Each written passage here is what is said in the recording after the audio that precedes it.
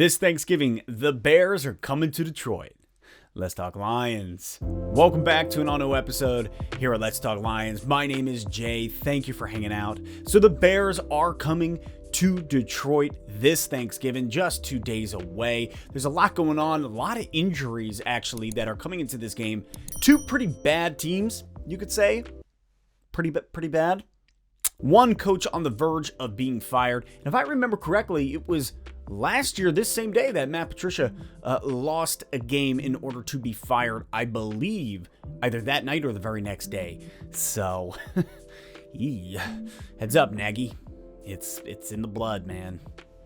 But hey, I'm going to the game. I'm excited. It's going to be a fun time no matter what. And I'm not going to say that if the Lions get their first W on the year with this game that you might see me on television jet skiing across the field. So keep your TVs on if we're winning. First and foremost, there is no new news. No new news. I don't like the way that sounds at all. No new news. Ugh.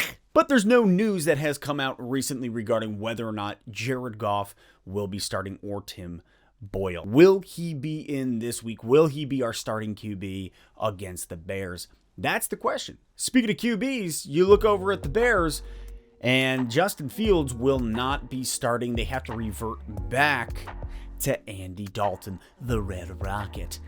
So it's going to be weird. And this doesn't necessarily make this game any easier for the Lions because Andy Dalton's a good quarterback.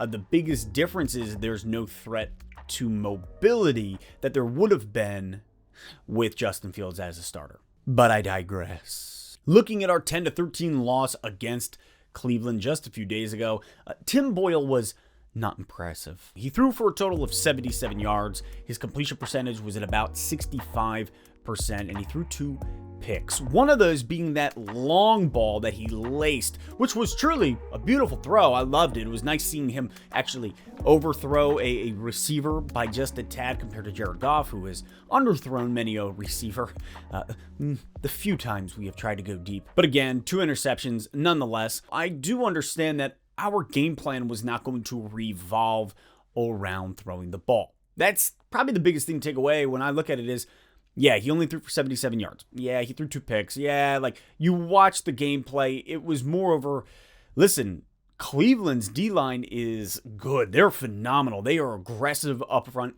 and we didn't really want to have to deal with all the pass coverage that would come with that or the pass rush from the D-line. Therefore, we were going to rely more on the ground game, short yardage passes out to Swift, Hawk, whatever.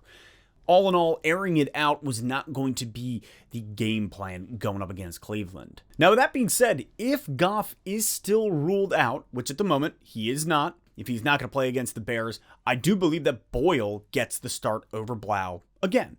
And it's simply because Boyle now has the reps. He got the jitters out, he got out there, had that first career start, did what he had to do, and quite frankly, that's kind of the foundation. It's the building block for him, which would be this Thursday.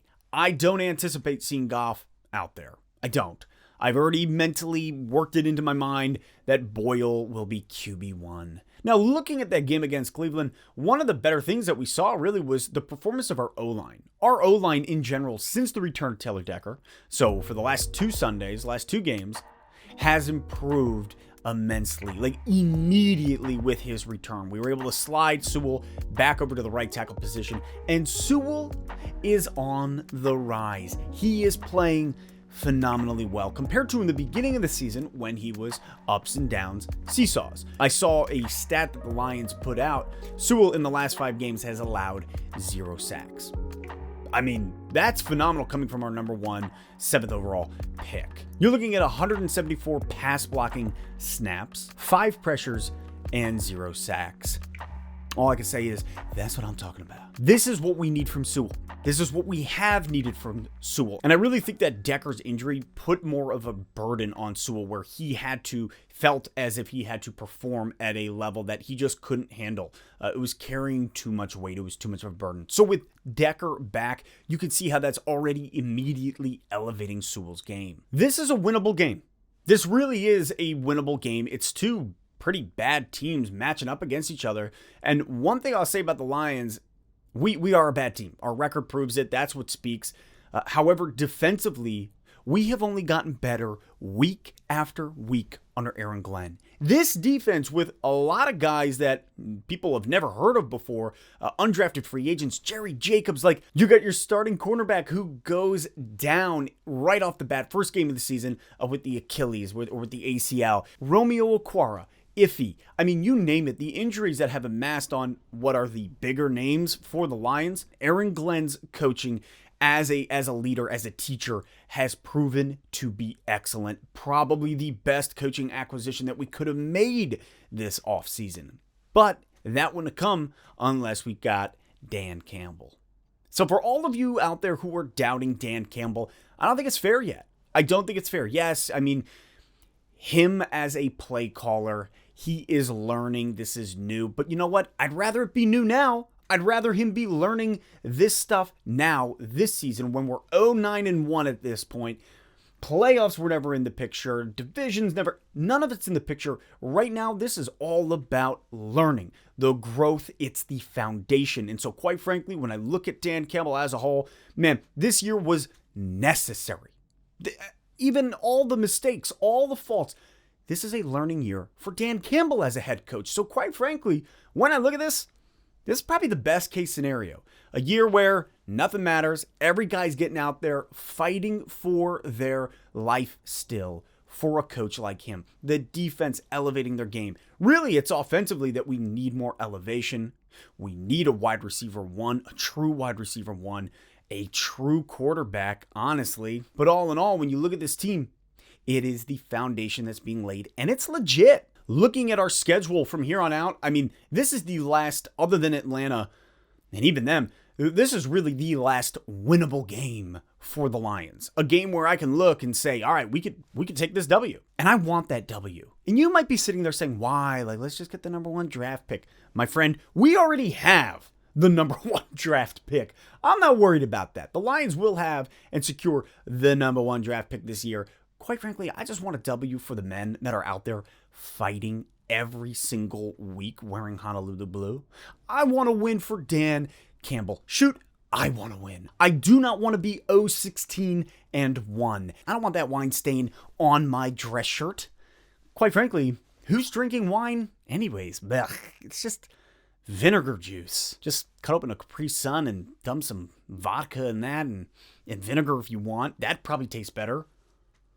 I can't say that it would, but what I'm looking at here is I think the Lions have a very solid opportunity at taking a W here with the rhythm that has come together on our O-line since DECKER'S return. With our defense stepping up under Aaron Glenn in ways that I did not anticipate this year, holding some of these teams back the way we are. DeAndre Swift running the ball like he is in the stampede in The Lion King that kills Mufasa. With all these things, I think that the Lions do have a shot this Thanksgiving at actually putting up the first W. Do I expect it? No, because I have learned not to expect anything but an L this season.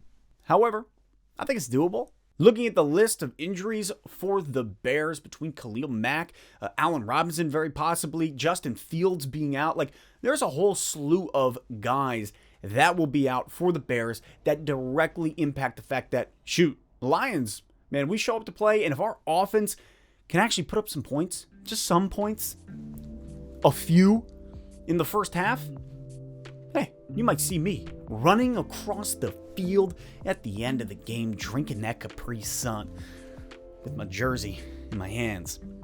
So keep the game on for the last 2 minutes, because it'll. So